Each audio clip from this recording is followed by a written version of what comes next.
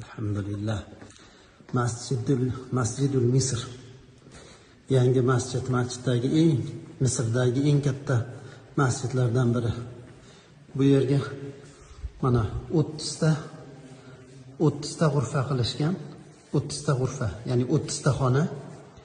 Har bir xonada bir poradan Qur'on devoriga yozib chiqqan, bir poradan. Bu kraska bilan yozilmagan, toshga o'yib yozilgan, toshga. Mashaalloh, biz kirgan g'urfa Al-Juz'ul Xomisa ashar, 15-pora, Isro surasi. Subhanallazi asro bi'abdihi laylan minal masjidil harom.